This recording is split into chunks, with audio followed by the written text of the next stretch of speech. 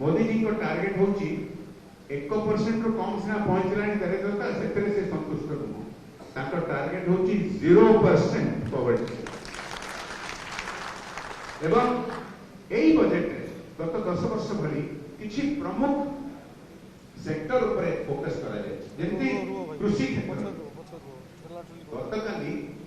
एई स्थान रे नाबार्ड जरिया रे बैंक रिफाइनेंसिंग करके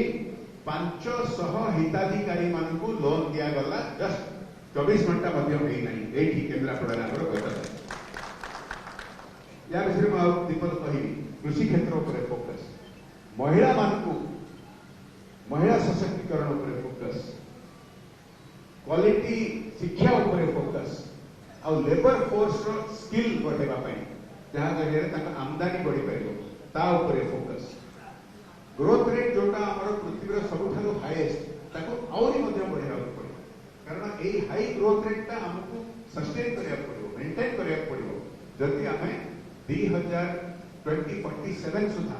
पूरा पूरी भाव रे एक विकसित भारत विकसित ओडिशा देखिबा पई एटा इंक्लूसिव होबा पड़ो ए बजेट रे फोकस रखा जाय समाज रो सब वर्ग सब श्रेणी को केंति इंप्रूव करा जाय इन्वेस्टमेंट केंति बढ़ा जाय एवं आम मध्यम वर्ग को प्रोत्साहन देकी मध्यम वर्ग आमर कोटि कोटि संख्या रे एबे पृथ्वी रे गोटे बहुत बड़ फोर्स भाव रे बाहर किंतु याको आउरी बढ़ेबा पई आउरी ताकर मध्यम वर्ग विकास पई सब श्रेणी फोकस करा जाय जदि हमें कृषि क्षेत्र रे देखिबा जो उदाहरण के दोत्री काली नाबार्ड फंडिंग हला एई वर्ष किसान क्रेडिट कार्ड रो लोन लिमिट ता बढ़ाई दिया जाय 3 लाख टका रो 5 लाख टका एवं 7.7 कोटी चाषी भाई मानकू यार लाभ पहुंचे आम जो कृषि क्षेत्र कहूँ ताथे डेयरी फार्मिंग एवं मत्स्यजीवी मान भी इनक्लूड करा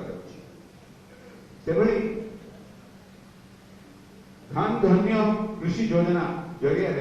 आहरी 1.7 कोटी कृषि भाई मानकू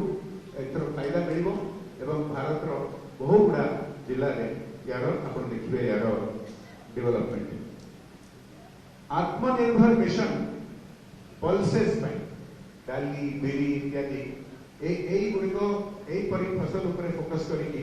आमर चाषी भाई मान आमदानी बढ़ो यही बजेट रे ता उपरे फोकस रखा जाए आउ गोटे फोकस एरिया होची MSME micro small and medium enterprises कारण जोठी बड़ इंडस्ट्री आसीनी आसीबो किंतु से स्कोप अच्छी हमर माइक्रो इंडस्ट्री तेणुक ओडिशा रे एवं केंद्रापड़ा रे खास करके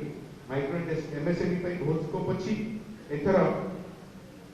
5 कोटी रु 10 कोटी पर्यंत बढ़ी दिया लिमिट जोटा एमएसएमई रो टैग मिलिबो एवं 1.5 लाख करोड़ रुपीस 1.5 लाख कोटी टंका एक्स्ट्रा फंडिंग अवेलेबल हो क्रेडिट यही प्रोग्राम यही संस्था customize credit card 5 lakh limit micro category रे 10 लाख एवरी कार्ड इश्यू करा जेबो की सेक्टर होची फुटवेयर जूता चप्पल लेदर वेयर आ इथि 4 लाख कोटी टंका एक्सपोर्ट टारगेट रखा जायछि क्षमा करिए 4 लाख कोटी टंका टर्नओवर एवं 1.1 लाख कोटी रो एक्सपोर्ट टारगेट रखा जायछि सेबली जदि आपण अन्य सेक्टर देखिए लाइवलीहुड इंप्रूवमेंट करिया पे हमर आंगनवाड़ी एवं पोषण मिशन को बहुत एथर प्रोत्साहन दिया जायछि एवं 8 कोटी शिशु यार बेनिफिट पाइबे कोटिए मां माने यार बेनिफिट पाइबे 20 लाख एडोलेसेंट झियो माने यार बेनिफिट पाइबे स्वास्थ्य क्षेत्र रे 10,000 एडिशनल मेडिकल सीट आप जानी पूरा भारत रे केवल केंद्रापड़ा कि ओडिशा न पूरा भारत रे डॉक्टर मानकर शॉर्टेज मोदी सरकार को प्रयास रे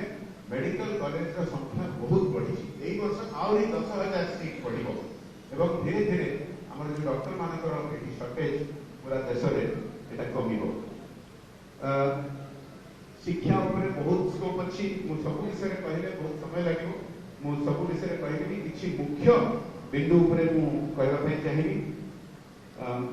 इंफ्रास्ट्रक्चर उपरे बहुत करा जाउची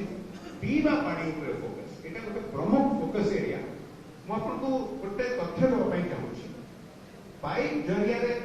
पानी लोक जनसाधारण को घरे घरे पहुंचाइबा यदि आप देखिए 10 वर्ष तले पूरा देश सारा केवल 15% घर मानक पाइप जरिए पानी पहुंचुला किंतु मोदी जी प्रयास रे भारत में आजिका दिन में 80% रु अधिक घर मानक पाइप जरिए पीवा पानी पहुंचे ओडिशा के पछरे पड़ता कारण ये डबल इंजिन सरकार नथिला किंतु एबे बेस केते मोदी सरकार योजना गुड़िक लागू होगा आरंभ है।